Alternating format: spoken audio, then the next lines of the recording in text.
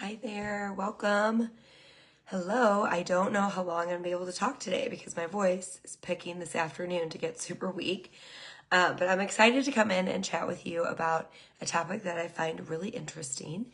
It's a topic of white knuckling. I don't know if you've ever heard of this. I heard of it years ago. I'll give you that story in just a second. But my name is 𝙬𝙤𝙞𝙩𝙬. I am a wife and a mom from St. Louis, Missouri. I am a wellness enthusiast. I am fascinated by the subconscious mind. I have been alcohol-free for over 3.5 years. And my goal is to help women who don't love their relationship with alcohol, yet they find themselves continuing to drink. I want to help them think differently about alcohol and hopefully think differently about sobriety for that matter. So that really is my goal in life, is just to be talking with women who feel how I felt, which was really years of continuing to pick up the drink and not liking the way I felt the next day, but just maybe I think I was unwilling for years to even look at the fact that that was the problem. I think some of us are kind of stuck in that rut of like, I just don't feel great. I'm not happy for some reason. I feel like I can't get where I want to go to in life with my health, my business goals, whatever it is. And I think I was just in denial for years that it really was alcohol that was holding that back. So anyway, that actually isn't the point of what I want to talk about, but just a random thought.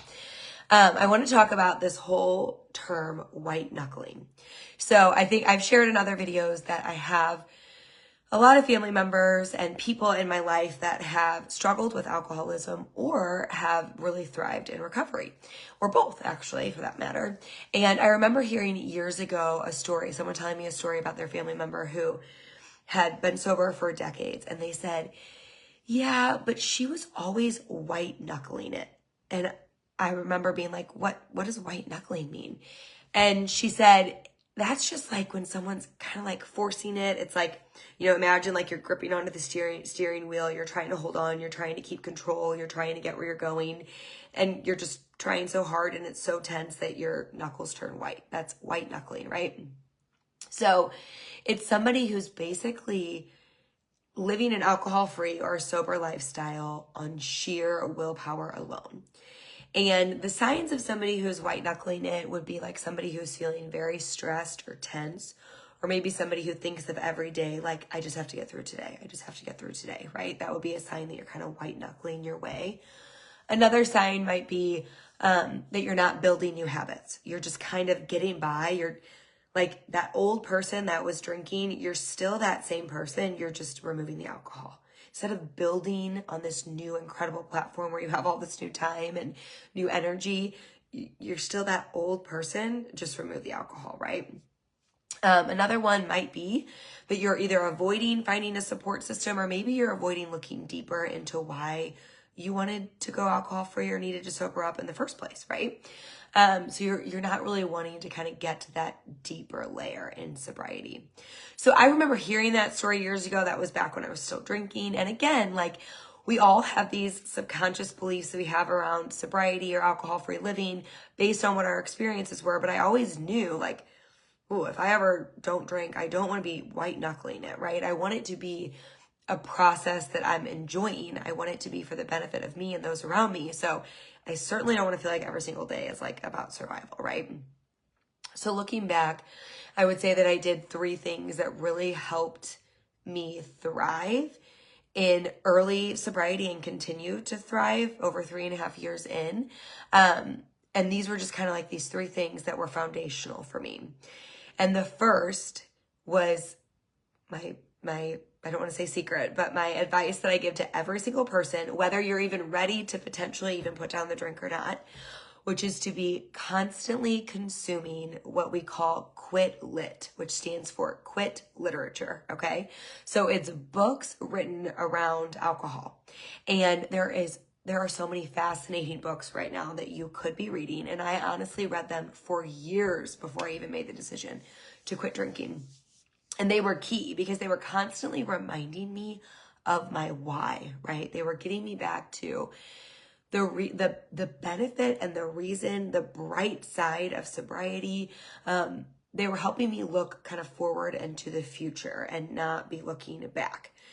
So for me, it was really books, and there are 3 that I absolutely love, and I'm going to tell you those right now. So one of my absolute favorites is called 𝙬𝙤𝙞𝙪. You can listen to it and re-listen to it. That's the purpose of the book, actually, or read it and reread it, because it's all about reprogramming your subconscious mind around alcohol. So 𝙬𝙤𝙞𝙪 by Annie Grace, fabulous book. And the other 2 I love were actually written by male authors, and I can't remember which was which, so I'm just going to give you the title. It is Alcohol Explained and Alcohol Lied to Me. And I love audiobooks, so I would get these, and they were like the gift that would just keep giving, because I could put them in my ears when I went on a walk, when I was doing laundry, when I was driving down to take a vacation. I could be listening to the why. Filling my mind up with the why was really, really important. And I have never joined a group. I think that is great for some people. It's never been something that resonated with me. So I never really had a support group, but I kind of felt like these books, and there's so many incredible podcasts, really were like my support group. They were the ones kind of giving me, constantly reminding me of the why behind the alcohol-free lifestyle. That's going to keep you from feeling like you're forcing it, right? Because it feels more like a gift when you're focusing on the why. The second thing is leaning in and finding new routines. I mean, oh my gosh, when you give up alcohol, it's like this world opens up to you.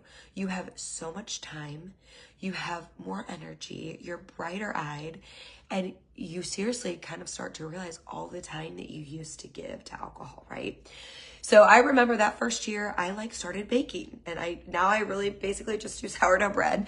I'm not a great baker by any means, and I was definitely trying to fill that sugar craving, but I had all this new time in the world, right? So I was baking, I was trying new recipes, I was going out for walks, I joined Burn Boot Camp in my alcohol-free lifestyle because I could fit that in, because I felt incredible.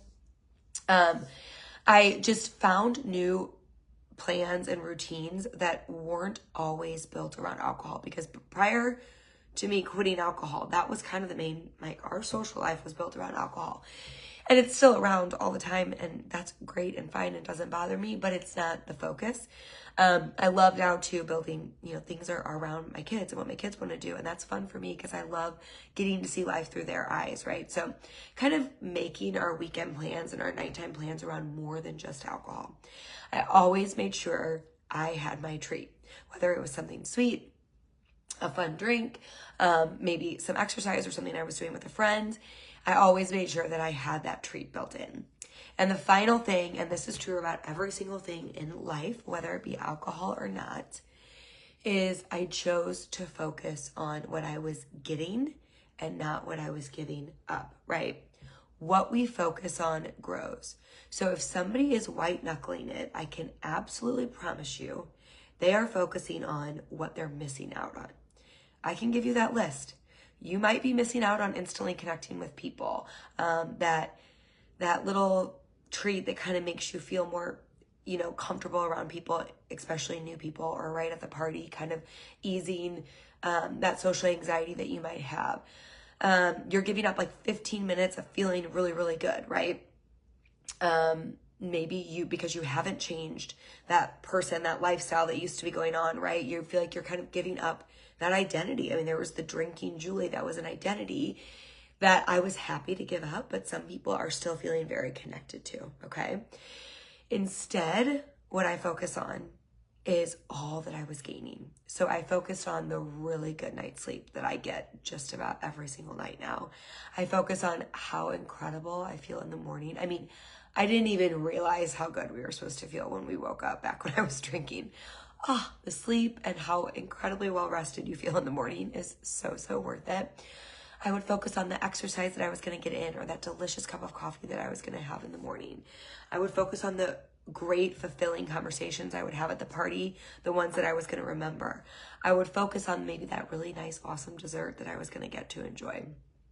Or I would focus on the really good connections that I was going to make, that I would remember, and the fact that I wouldn't have to wonder what I said or did the night before.